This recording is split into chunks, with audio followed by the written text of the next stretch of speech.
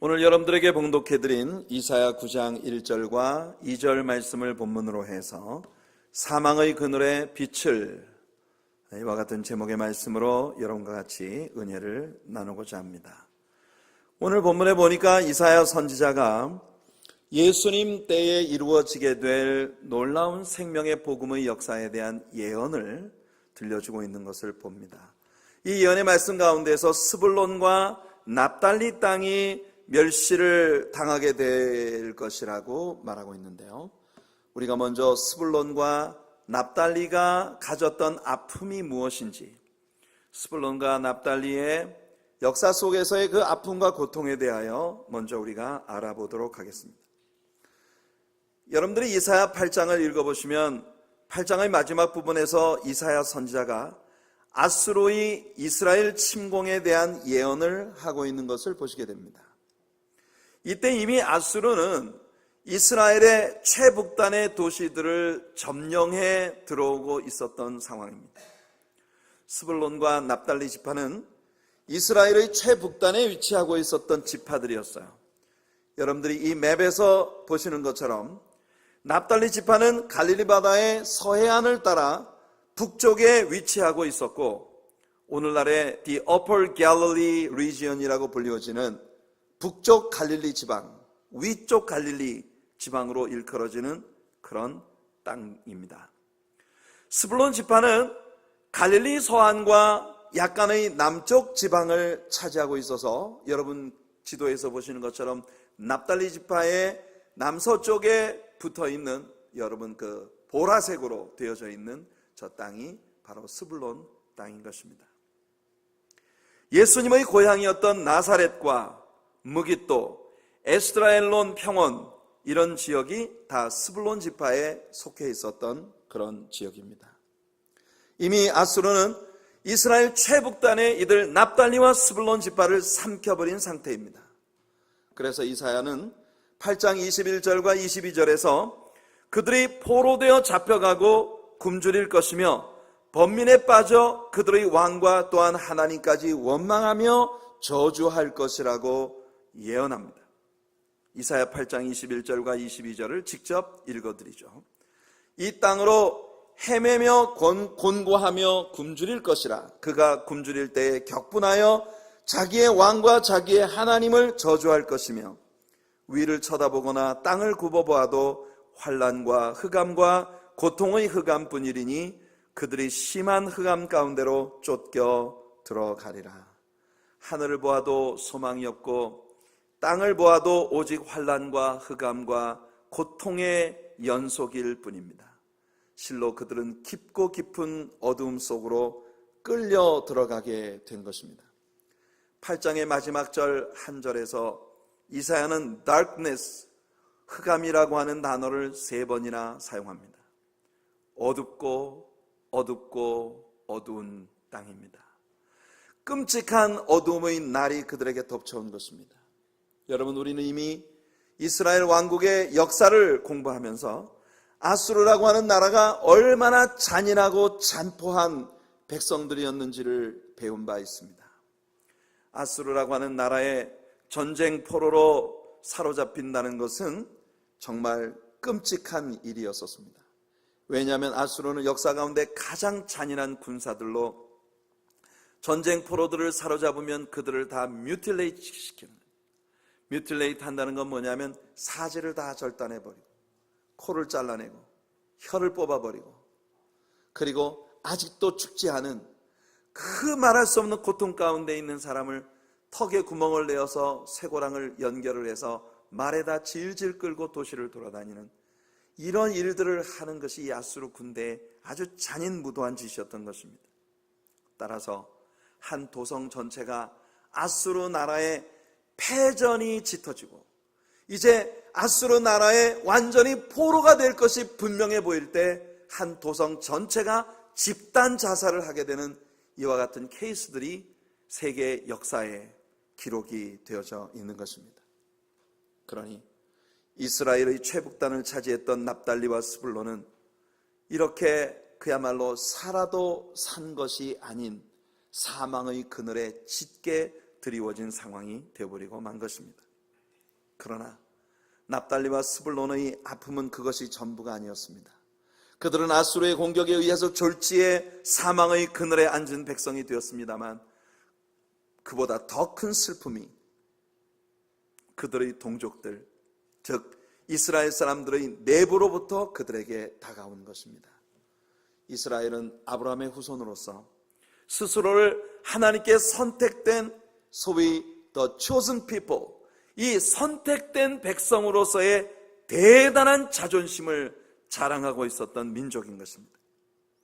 그것은 좋은 일이죠. 우리가 하나님 앞에 택정함을 받은 선택된 백성이라고 하는 걸 아는 것은 참 좋은 일이지만 그 사실이 이스라엘 백성들에게는 그들의 마음속에 편협한 편견과 극단적인 이기심을 가져다 준 것이 그게 문제입니다. 그들은 이방인들을 함부로 무시하고 정죄했고 이방인들을 개처럼 여겼습니다. 모든 것을 오직 자기 중심으로만 생각하는 이기적이고 독선적인 그런 사람들이 되고 만 것입니다.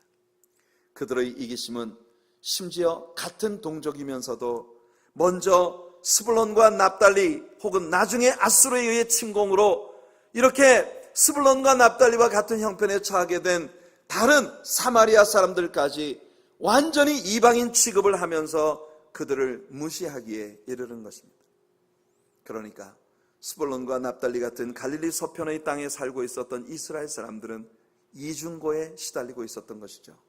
이방인들의 공격, 외부로부터 다가오는 육적인 공격으로 사망의 그늘에 앉게 된 것도 견디기 힘든 일인데 여기다가 정신적으로 영적으로 내면의 공격을 받아 같은 동족들에게도 말할 수 없이 쏟아지는 편견과 독선에 가득한 그런 거친 말들과 무시와 멸시를 당하는 이런 아픔들을 겪어내야 했으니까 안팎으로 겪는 이중고에 스불론과 납달리는 처하게 된 것입니다. 이사야 선지자는 바로 이와 같은 배경에서 오늘의 본문을 시작한 것입니다. 그는 스불론과 납달리의 큰 빛이 비칠 것이라고 선포합니다. 오늘의 본문을 다시 한번 읽어드리죠. 전에 고통받던 자들에게는 흑암이 없으리로다. 옛적에는 여호와께서 스불론 땅과 납달리 땅이 멸시를 당하게 하셨더니 후에는 해변길과 요단 저쪽 이방의 갈릴리를 영화롭게 하셨느니라. 흑암에 행하던 백성이 큰 빛을 보고 사망의 그늘진 땅에 거주하던 자에게 빛이 비치도다. 이사야는 스불론과 납달리 그리고 갈릴리 해변 사람들이 아직 흑암과 사망의 그늘진 땅에 거하고 있을 때에 이것이 이미 과거에 다 지나가 버린 이야기인 것처럼 그런 미래가 아닌 과거 완료형으로 하나님 앞에서 이런 예언을 기록하고 있는 것이에요. 그 동족들로부터 다가오는 외부로부터 다가오는 외적인 고통과 동족들로부터 다가오는 내부의 멸시와 고통의 늪에 아직도 허덕이고 있었던 그런 상황에서 갑자기 그들의 땅에 임할 자유의 해방의 빛을 선포하고 있는 것입니다. 물론 이사야는 여기서 예수 그리스도의 때에 이루어질 예언을 선포하고 있는 것입니다. 예수님은 바로 이 사망의 그늘에 처했던 땅에서 자라나셨고 그 땅에서 사역을 하신 것입니다. 그러니까 예수님으로 말미암아 이 그늘진 땅에, 사망의 그늘진 땅에 진실한 빛이 비치게 된 것이죠. 예수님은 처음에 고향인 나사렛에서 사역을 시작하셨습니다.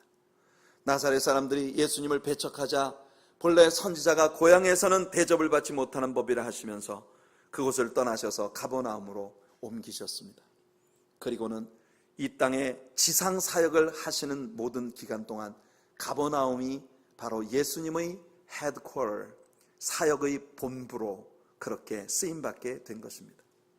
나사렛은 스불론 땅이고 가버나움은 납달리 땅에 위치하고 있었으니까 예수님은 바로 이사야 선지자의 예언을 그대로 성취하신 가장 멸시받고 천대받고 고통과 압박 가운데 사망의 그늘진 곳에 거하고 있었던 스불론과 납달리를 중심으로 사역을 해 주신 것이에요. 사망의 그늘에 고통받던 그들에게 그 갈릴리 해변에서 예수님은 주로 그의 사역을 이루신 것입니다. 저는 결코 이것이 우연이 아니라고 믿습니다. 이것은 우리 예수님의 사역의 특성을 잘 보여주는 대목이라고 믿고 있는데요, 마태는 예수님의 이와 같은 사역지의 배경이 이사야 선지자의 예언을 성취시키신 사건이었다고 그렇게 직접적으로 이사야의 예언을 인용하여 해석해주고 있습니다.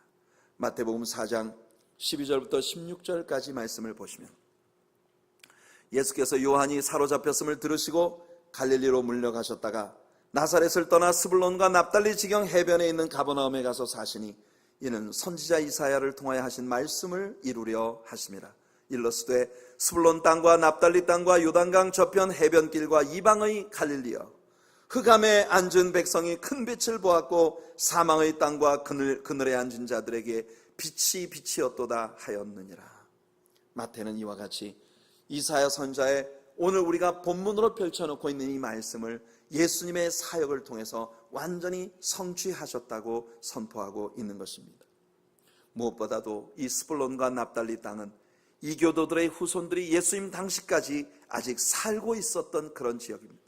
뿐만 아니라 당시의 수도였던 예루살렘으로부터 가장 먼 곳에 떨어져 있는 그런 지역이기 때문에 이 지역 사람들은 하나님의 말씀의 가르침도 제대로 받을 수 없었을 것입니다.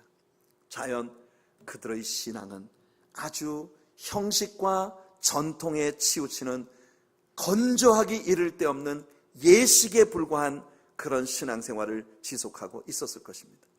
생활 속에는 이교적인 생활 양식이 깊숙이 뿌리 내리고 있었고, 그들의 종교는 형식화되어 버린 건조한 신앙 시스템, 이 모든 것으로 인해 이들은 깊은 어두움에 점점 빠져들고 있었던 그런 시점, 그래서 이방인들보다도 더 지독한 멸시를 받아야만 했던 바로 그런 시점에 예수님이 그 땅에 오신 것이었습니다.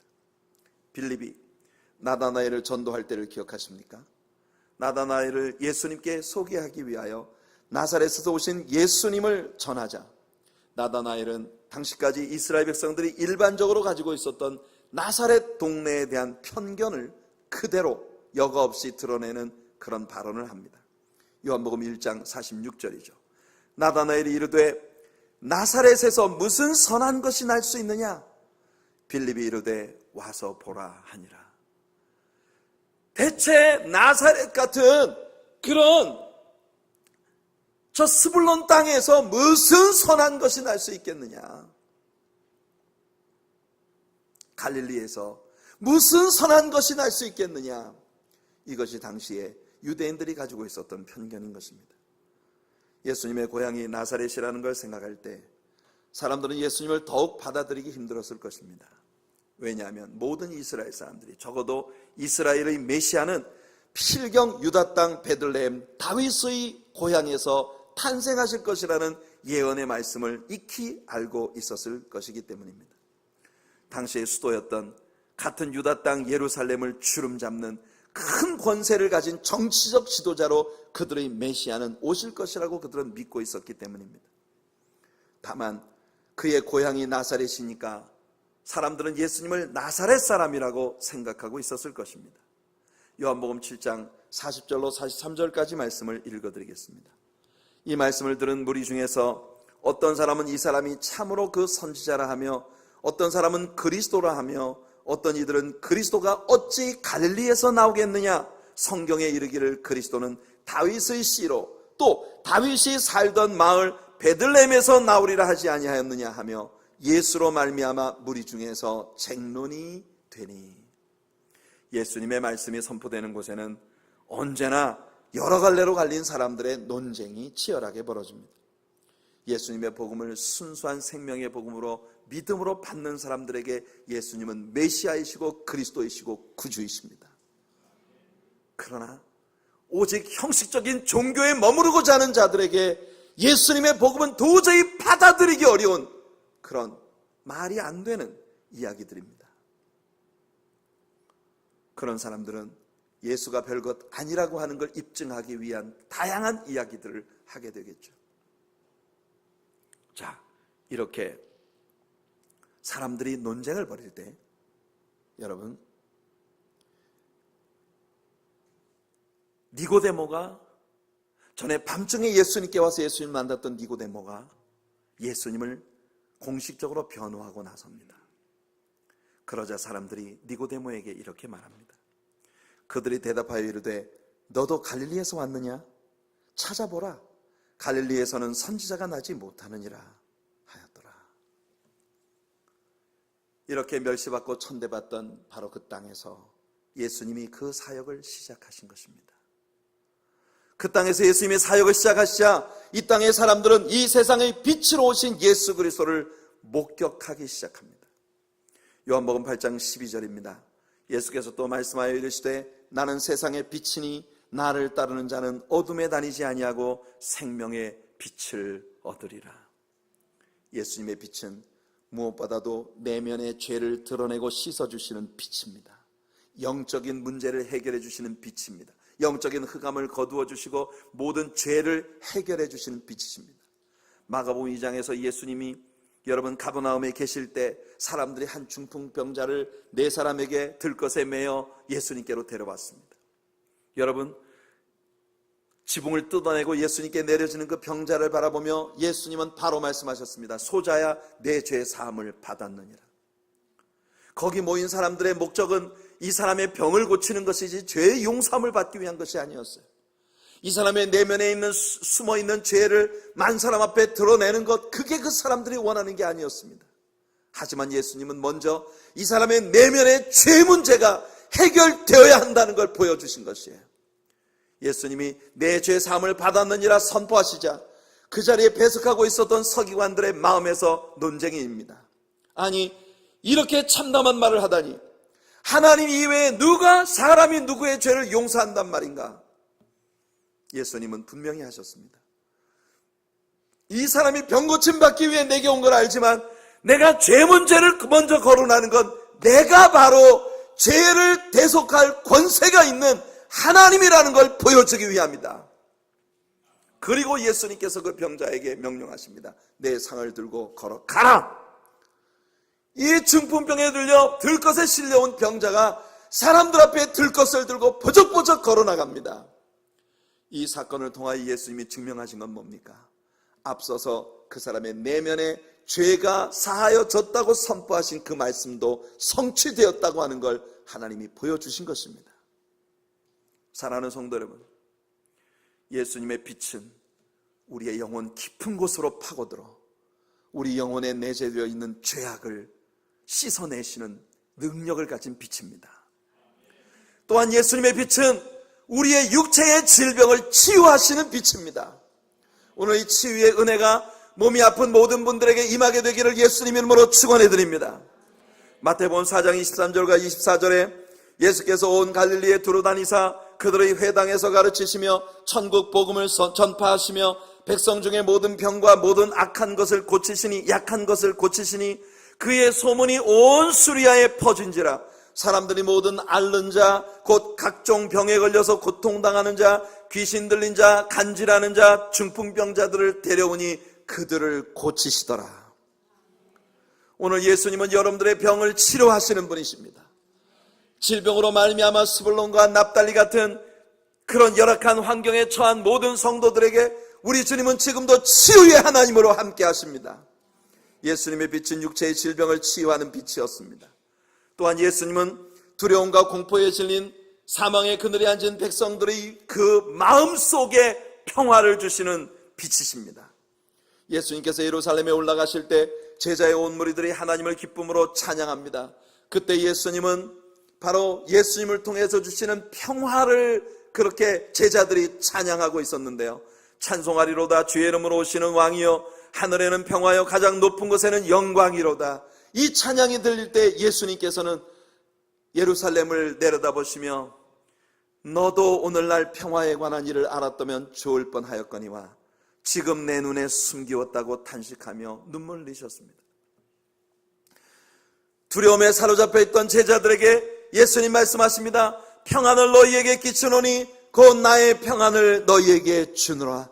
내가 주는 것은 세상이 주는 것과 같이 아니하니라. 또한 예수님은 제자들에게 선포하시기를 이것을 너희에게 이르면 너희로 내 안에서 평안을 누리게 하려 함이라. 세상에서는 너희가 환난을 당하나 담대하라 내가 세상을 이기었노라. 오늘 바로 이 시간도 스불론과 납달리의 빛이 되신 예수 그리스도가 우리 가운데 계신 것을 믿으십니까? 여러분이 믿으시는 예수님, 오늘 주경배 찬양들이 찬양대가 찬양 속에서 고백한 것처럼 우리들에게 생명의 빛으로 오셔서 모든 병을 고치시고 우리들의 영혼에 자유함을 주시며 우리들에게 생명의 능력을 써 우리의 마음에 평안을 주시는 그 예수님이 지금 이 시간도 이 예배 가운데 빛으로 여러분을 비추어 주시고 계신 걸 믿으시기를 예수님 이름으로 축원해 드립니다.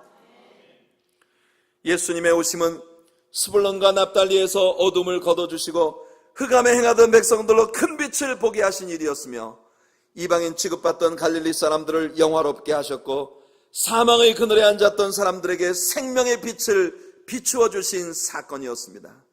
그러나 그것이 어디 스불론과 납달리 뿐이겠습니까? 갈릴리 해변 마을 사람들에게만 해당되는 것이겠습니까? 예수님은 그 빛으로 오늘 이곳에 앉은 우리 모든 예배자들을 향하여 비추어 주시는 주님심을 믿으시기를 축복합니다. 오늘날 얼마나 많은 사람들이 이 세상에서 당시의 스불론과 납달리 사람들처럼 살고 있나요? 아수르에 의해 함락되어 말할 수 없는 고통 속에 살아도 산 것이 아닌 그런 아픔 속에 있었던 스불론과 납달리처럼 살아있는 것이 죽는 것보다 못하다 생각할 만큼 두렵고 절박하고 고통스러운 환경 속에 살고 있는 사람들이 오늘 우리가 살고 있는 이 세상에 얼마나 많이 있습니까? 혹 이곳에 계신 여러분 중에는 없으신지요? 사탄은 아수르 군대보다 더 잔인하고 잔포하게 사람들을 유린합니다. 그는 죄라는 무기로 교만이나 이기심이나 자만이나 거만함이나 이와 같은 성품의 도구들을 들어 사람의 코도 눈도 혀도 모두 제거하고 모든 감각을 박탈하고 수족을 절단당한 사람처럼 무력감에 빠지게 만드는 것입니다. 질병은 많은 사람들을 살아있어도 산 것이 아닌 차라리 죽음만도 못한 공포와 무력감에 빠지게 합니다. 때로는 가정, 자녀 혹은 사업에서의 문제들이 얼마나 우리들을 이렇게 황당하게 당황하게 고통 가운데 몰아넣습니까? 수족을 절단당한 것처럼 진실로 아무것도 할 수 없는 무력감에 빠져 말할 수 없는 한숨과 절망 속에 보내게 되는 그런 인생들이 세상에 얼마나 많나요? 아수르에 유린당하고 좌절에 이른 것만 해도 견디기 어려운 일인데 동족이라는 사람들로부터 오는 그 독선과 편견과 오해의 눈총들로 비난의 소리들을 듣는 외부로부터 오는 것보다 더 고통스러운 내부에서부터 오는 아픔은 얼마나 끔찍한 것이었겠습니까? 우리도 마찬가지 아닌가요? 외부로부터 오는 압박과 시련을 견디는 것만 해도 감당하기 어려운데 가장 가까운 곳에 있는 사람들로부터 어떤 때는 그것이 가족일 수도 있고 어떤 때는 한 교회를 함께 섬기는 교우일 수도 있고 그렇게 가깝다고 여기는 사람들로부터 다가오는 더 독한 오해와 편견의 무서운 화살들이 심장을 찌를 때 여러분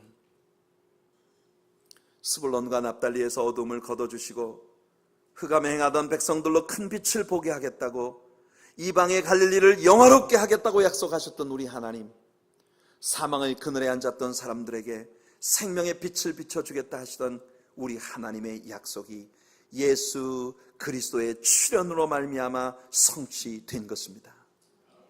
오늘 우리들의 본문 1절과 2절에서 이사야는 예수님의 초림 때에 벌어질 사건을 언급했습니다. 여기서 끝이 아닙니다.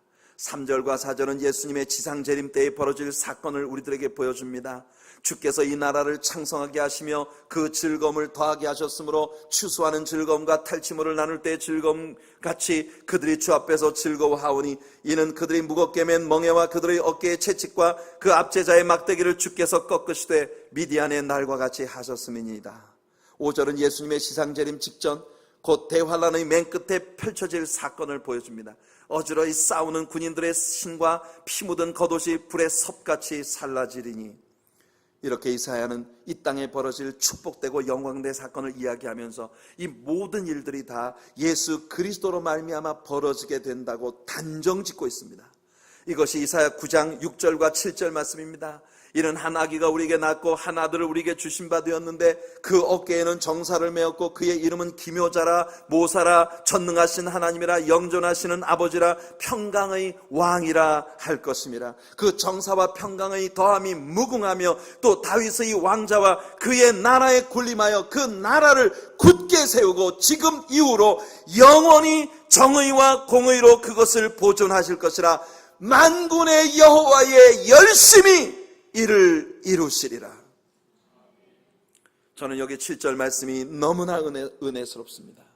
만군의 여호와의 열심히 이를 이루시리라. 사랑하는 성도 여러분, 우리 하나님은요 열심을 가지신 분이십니다. 그야말로 열심히 득심이신 분입니다. 나오미가 그의 며느리 룻에게 말하기를, 너는 여기서 기다려라. 저 사람이 이 약속을 이루기까지는 쉬지 아니하리라. 여러분, 우리들의 구원의 성취와 하나님의 언약들이 실행되어지는 그 모든 날까지 우리 하나님은 쉬지 아니하시는 열심을 가지고 우리에게 다가오시는 하나님이십니다. 우리 하나님이 열심의 하나님이시라는 걸 기억하시기를 축복합니다. 하나님은 우리를 구원하시는 일에 열심이셨습니다. 왜냐하면 본래 이 세상이 하나님 것이었는데 마귀가 사람을 유혹해서 타락시킴으로 이 세상을 자기의 휘하에 두었기 때문입니다.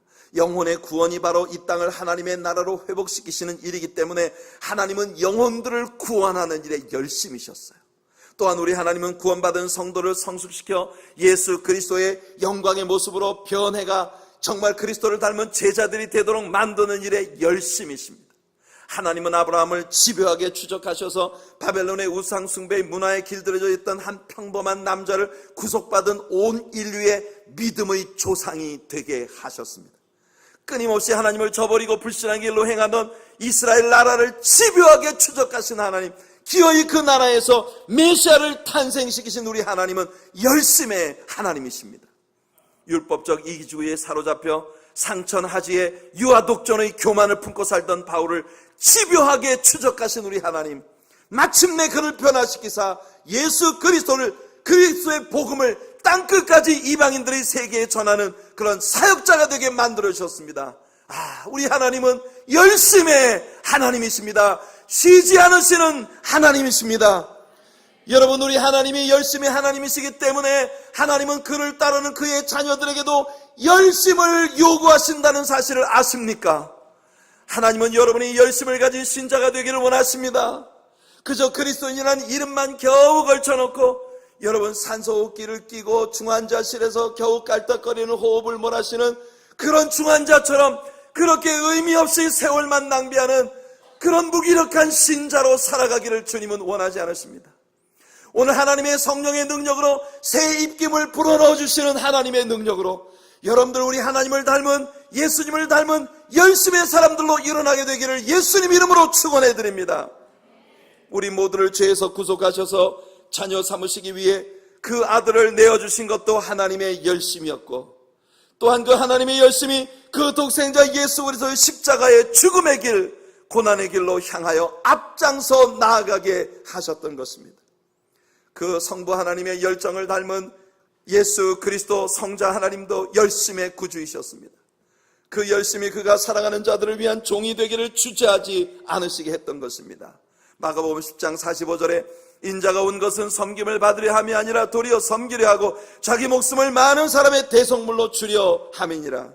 그렇습니다. 우리 예수님은 종처럼 섬기러 오셨습니다. 섬기고 섬기시다가 마침내 자신의 목숨까지 많은 사람들을 위한 대속물로 내어주신 열심의 주님이 바로 우리 예수님이십니다.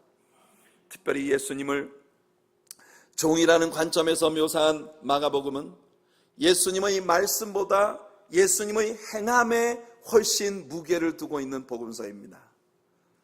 맨포드 조지 거츠키라고 하는 저자가 마가복음을 일컫기를 The Go Gospel이다 이렇게 말을 했습니다.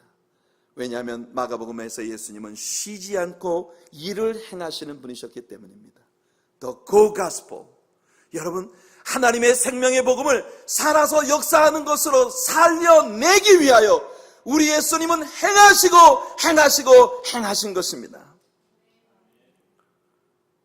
마가복음서에서 마가는 straightway 혹은 immediately, 즉시라고 하는 단어를 즐겨 사용했다 했습니다. 예수님이 쉬지 않고 일들을 연속하셨다고 하는 걸 우리에게 보여주는 강조점이죠. 쉬지 않고 움직이신 우리 예수님은 십자가가 기다리고 있던 예루살렘으로 올라가시는 일에도 주저함이 없으셨습니다. 얼마나 놀라운 열심인가요? 사랑하는 성도 여러분, 이 시점에 복음서에 나타난 우리 예수님의 행적들을 시간별로 한번 분석해 드리도록 하겠습니다. 먼저 마태복음입니다.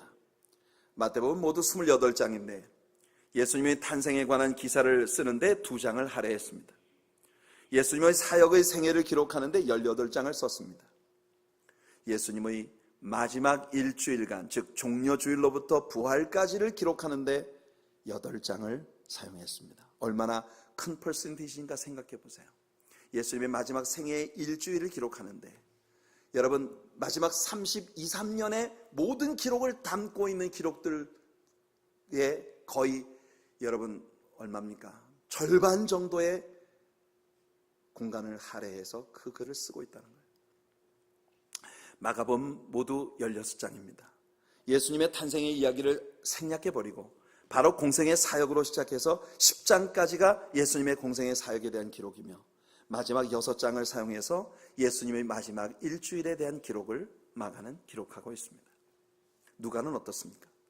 누가복음 모두 24장인데 예수님의 탄생 이야기로 2장을 썼고, 공생의 사역의 기사에 16장을, 그리고 마지막 일주일에 관한 기사에 6장을 사용하고 있습니다. 마지막 요한복음입니다. 요한복음 모두 21장입니다. 예수님의 탄생의 기록은 없고, 다만 예수님이 태초부터 계셨던 말씀, 즉 하나님의 화육이심을 다룬 약간의 서론을 포함해서 11장까지가 공생의 사역을 다루고 있고, 12장으로부터 12장부터 21장까지 10장이 모두 예수님의 마지막 일주일의 사건을 다루고 있는 것입니다. 사복음 전체를 통합해 볼까요? 사복음 전체를 통합해 보면 복음서 4권을 모두 합쳐 89장입니다. 그 89장 가운데 예수님의 탄생의 기사는 모두 4장에 불과했고, 마지막 일주일을 제외한 예수님의 공생의 사역의 33년의 모든 기록을 기록하는데 55장을 썼는데, 33년의 기록을 55장에 쓴 복음서 기자들이 예수님의 마지막 일주일에 관한 기록을 쓰는데 30장을 할애하고 있다는 것입니다. 이 통계가 우리에게 보여주는 게 뭘까요? 예수님의 전체 생애 33년 가운데 탄생에서 30세까지를 다룬 기사가 겨우 4장, 31세부터 33세까지 약 3년의 기사를 다룬 것이 모두 55장, 그리고 마지막 일주일간의 사건을 담고 있는 기사가 무려 30장입니다. 이 분포는 예수님이 이 땅에 무엇을 위해 오셨는가를 분명히 보여주는 것입니다. 예수님은 이것을 위해 오셨습니다. 그래서 고난이 기다리고 있는 그 길, 핍박과 채찍질과 모욕과 죽음이 기다리고 있는 그 길을 아시면서도 예수님은 열심을 가지고 의기양양하게 그 길을 걸어가신 것이에요.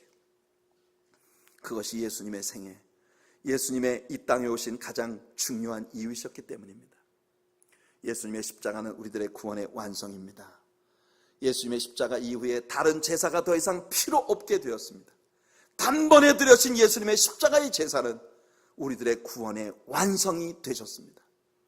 이제 스불론과 납달리처럼 공포와 아픔, 그리고 상처로 얼룩진 우리들의 삶에 치유함을 주시려고, 갈릴리 해변 마을 사람들처럼 멸시와 천대 속에 사망의 어두운 그늘에 눌려 있었던 그들에게 이방의 갈릴리라 그렇게 불리어지던 그들에게 생명의 빛이 되시려고 오셨던 것처럼, 오늘 이방인으로 예수를 믿고 주님 앞에 앉아있는 우리들 모두에게 생명의 빛이 되시려고 자신을 내어주신 것입니다. 이사야 선지자의 예언은 이렇게 성취되었습니다. 예수님이 오셨기에, 예수님이 이 땅에 사셨기에, 예수님이 십자가에 죽으셨기에, 그리고 그 죽음을 이기고 부활하셨기에 이사야 선지자의 예언은 성취되었고 우리는 구원을 받은 것입니다.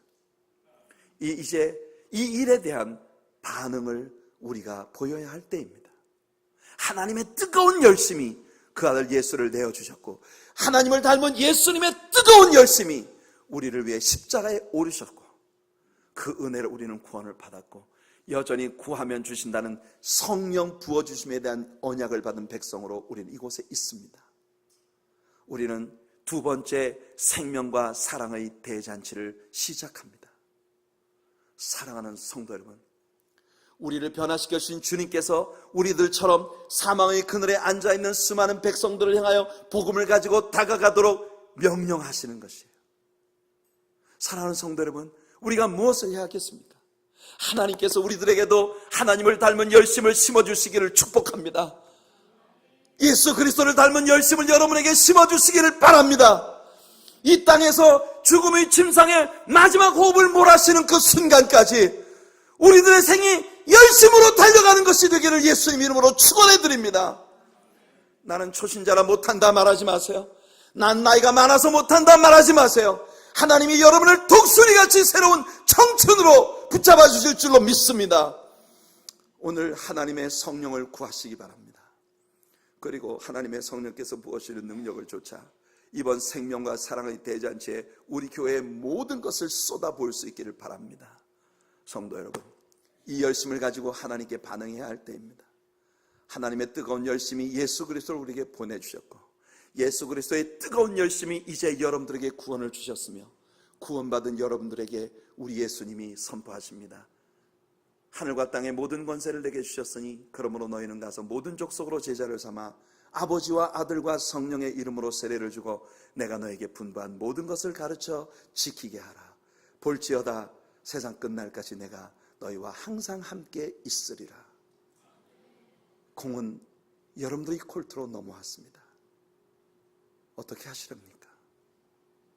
주님의 이 열심에 대한 여러분의 반응은 무엇인가요? 우리 영상을 함께 보도록 하겠습니다.